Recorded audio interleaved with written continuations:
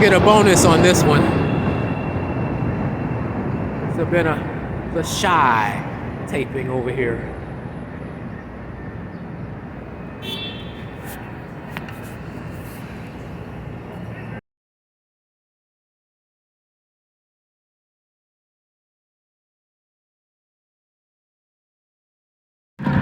Frank Holzfeind came to Chicago from Milwaukee when he was 20 years old.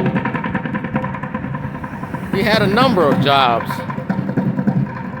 Working in a mental institution where he was fired. Working as a machinist. He was also a brush salesman. And eventually he landed a job, which he retired from, working as a clerk for the Chicago and Northwestern Railway. Now, Frank eventually wound up running the Lawrence bowling alley, which his friend Harold Wessel owned. He owned a number of bowling alleys, and Frank managed the Lawrence bowling alley. Now, Harold helped him get his start in his venture. Now, Lawrence Bowl, for whence Frank was managing, had a lounge area, a little bar, and there Frank was able to sort of create his initial idea. He was a music lover, loved jazz, and he used to bring in acts into the bowling alley. And that was the beginnings of his venture. That bowling alley eventually burned. And from there, Harold Wessel was able to help finance Frank's venture. And so they were able to salvage a lot of the liquor, bottles and lots of bottles. I believe there was like 1,000 bottles of liquor they was able to salvage. All of those unused bottles of liquor wound up in Frank's venture. So after the Lawrence Bowl fire, they found a spot downtown. This building here, the Chase Bank, that used to be the Morrison Hotel. And across the street from the Morrison Hotel would have been, in between Clark Street and Dearborn on Madison Street, 56 West Madison, would have been Lipp's lower level. Now, the Morrison was torn down in the mid-60s. But Lipp's lower level would have been right about in the middle somewhere where this big high-rise is. Now, Lipp's lower level was also an entertainment spot, sort of hangout. It's where servicemen would hang out. And this is where they opened up. Now, on the radio at that time would have been a guy called Dave Garrowary. Now, Dave Garrowary, his imprint is on the Walk of Fame in Hollywood. Now, he was a DJ on WMAQ back in the 50s. And he had the 1160 Club. And he befriended Frank. And Dave sort of became an advisor about who to bring in as far as talent later on. Now, initially, Dave and Frank went to the South Side to go hang out and look for Southside entertainment.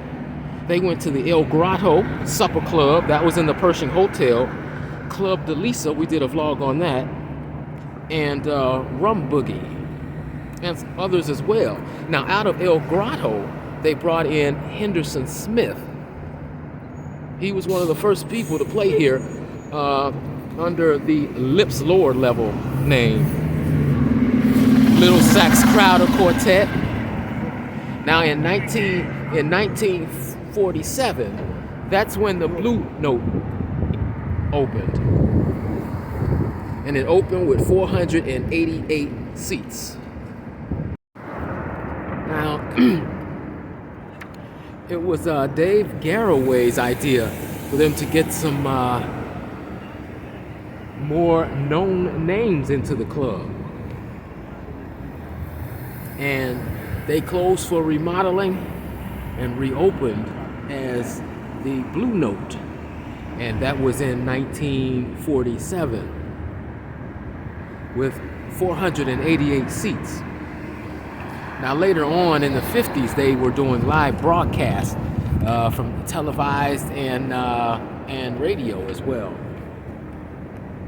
Now it was said to be the first integrated downtown club, unlike the Chez Paris, which was closer to the river. Now in this club, you would have had another thing about discrimination. It was said to there was no discrimination tolerated, and it was going to be their demise if it was. Now in this place, you had Sarah Vaughn, Eddie Haywood, Louis Armstrong All-Stars, Pee Wee Russell, Jimmy and Marion McPartland, Gene Krupa, Ahmad Jamal, Oscar Peterson. Ellington played here 18 times. Sarah Vaughn also played here just as many times as Ellington did. As far as workers, he had somebody worked here that was the name of Doris Sidnor. Doris was Charlie Parker's wife. I don't know, Charlie Parker was said to have many wives, but Doris was one of them, and she worked here. And speaking of that, Charlie Parker did play here one time, and this was after him and Doris had separated. George Shearing, Billy Eckstein, Nat King Cole, Les Paul and Mary Ford, Dave Brubeck. Now Harry Belafonte played here in 1948, and he got 200 for the week. That was pretty good in 1948. Unfortunately, he didn't do very well. He bombed out, in which Frank told him, "You should concentrate on folk." And guess what? He did. Harry Belafonte. Interesting. That just goes to show you, it's been several entertainers like that bombed on their shows, but they went on to great heights. You can't let something like that, if you really want to do it, go ahead and do it, Now, later on, by the 1950s, later on in the 1950s, things started to slow down a bit. Remember, the 50s was like the second jazz era. First starting with Louis Armstrong.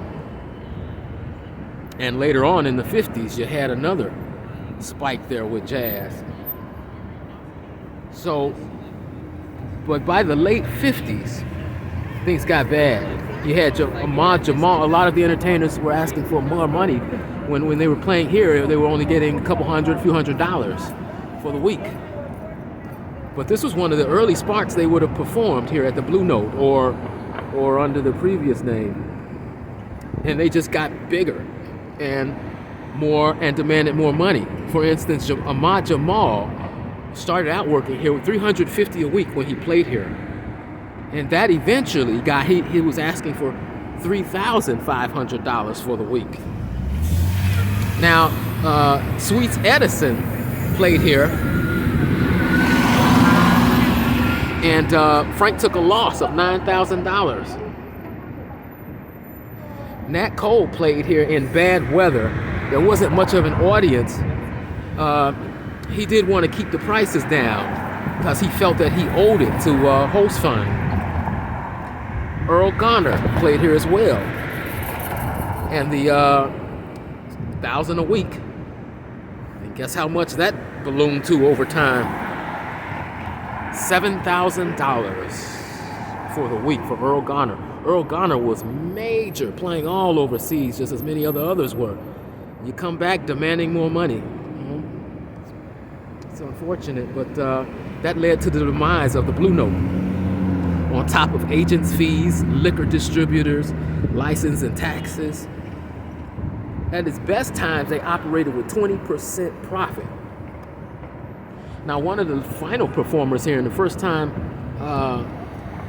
in Chicago performing, was Nina Simone. That was 1959.